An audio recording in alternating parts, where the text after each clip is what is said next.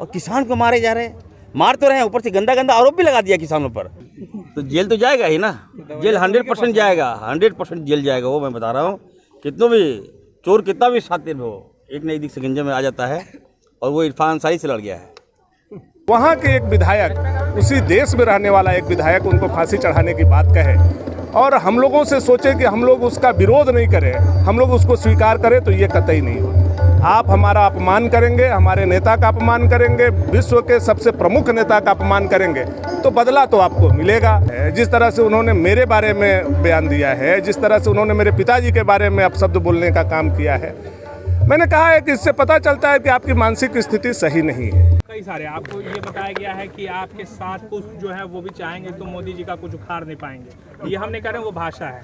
दूसरा उन्होंने लिखा है कि आप जब कुछ नहीं थे ना तो झोला उठाकर उनके दफ्तर जाते थे, बोलते थे कागज वागज का काम करवाइए आप अपने पिताजी के साथ, ऐसा उन्होंने लिखा है। मेरी बात सुनिए, मोदी जी के बारे में जी हमको समझ में नहीं आ रहा है, इतना ज़्यादा चापलूसी थोड़ा इधर देख के और दलाली कही है। केवल अपनी खामियों को छुपाने के लिए भाजपा में गए। भानु प्रताप शाही, याद होगा आपको कि आज से 15 साल पहले या 8-10 साल पहले इसको मंत्री कांग्रेस पार्टी ने ही बनाया, हम लोगों ने इनको मंत्री बनाया। कौन पूछता था इसको? हम लोगों ने एक सम्मान दिया कि चलो भाई मंत्री बनो। ये व्यक्ति मंत्री बनते ही लूटना स्टार्ट कर दिया और लूटने के बाद इस पे आरोप तय हुए, जेल चला गया।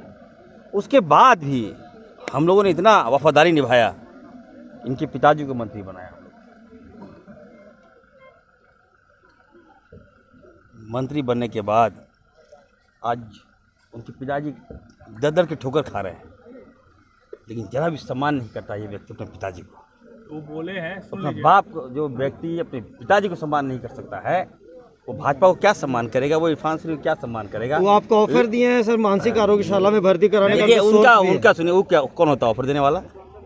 हम डॉक्टर हैं कि वो डॉक्टर है? अलग बात है कि वो दवाई लूट लिया वो तो जेल तो जाएगा ही ना, जेल 100% जाएगा, 100% जेल जाएगा। वो मैं बता रहा हूँ, कितनों भी चोर कितना भी शातिर हो, एक न एक दिन शिकंजे में आ जाता है। और वो इरफान अंसारी से लड़ गया है बेवजह। बताइए, अरे प्रधानमंत्री जी गलत करेगा मैं बोलूँगा, और तुम कौन होते हो बोलने वाले? आपने 750 किसान की जान ले ली। ये अगर उसी समय आप माफ़ी मांग लेते, ये काला कानून वापस ले लेते, तो हमारा किसान नहीं मरता। तो उसी परिप्रेक्ष्य में मैंने कहा था कि इनको फांसी देनी चाहिए।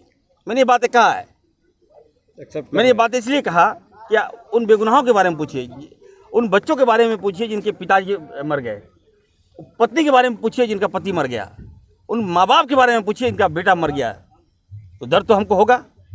तो मैंने कहा अब फांसी होना नहीं होना तो बात की बात है, लेकिन आप कौन होते हैं बोलने वाले? लेकिन इरफान जी बोले हैं कि आपको जुबान संभाल कर बात करनी चाहिए। अरे भाई वो बदतमीज आदमी, वो हमको क्या सिखाएगा? आजकल मैं दोबारा विधायक बना हूँ लगातार।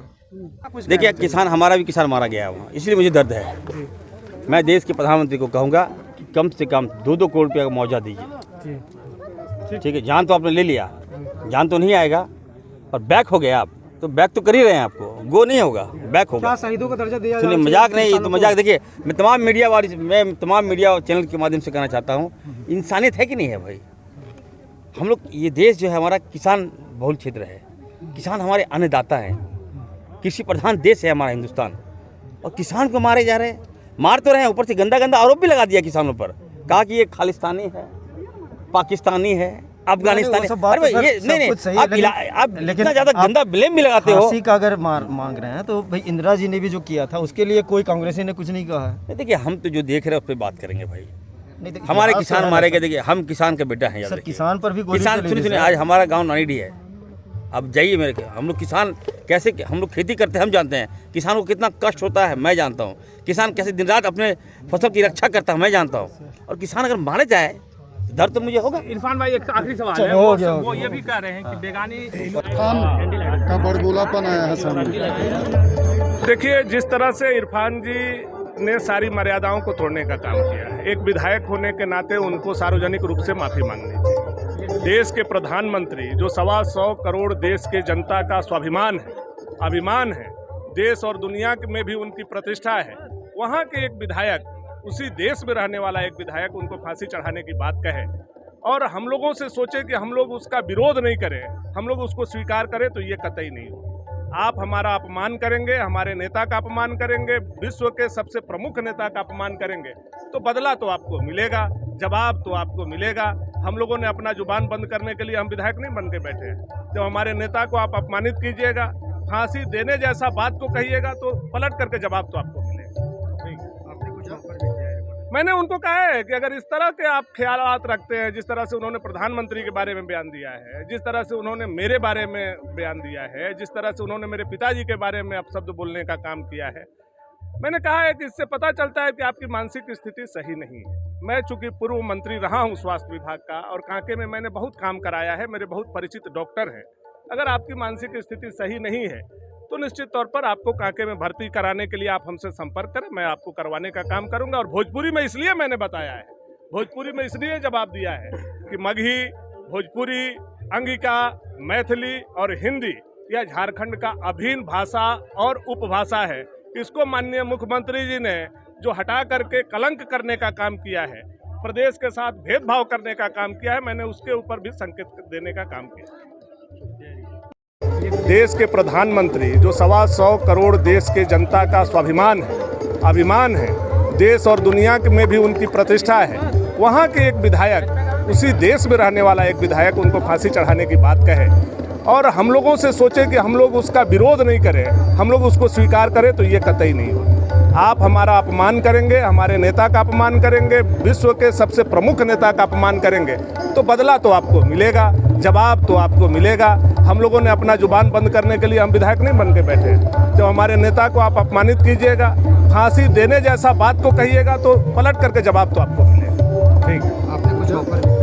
मैंने उनको कहा है कि अगर इस तरह के आप ख्यालात रखते हैं, जिस तरह से उन्होंने प्रधानमंत्री के बारे में बयान दिया है, जिस तरह से उन्होंने मेरे बारे में बयान दिया है, जिस तरह से उन्होंने मेरे पिताजी के बारे में अपशब्द बोलने का काम किया है, मैंने कहा है कि इससे पता चलता है कि आपकी मानसिक स्थिति सही नहीं है। मैं चूंकि पूर्व मंत्री रहा हूं स्वास्थ्य विभाग का और कांके में मैंने बहुत काम कराया है, मेरे बहुत परिचित डॉक्टर हैं।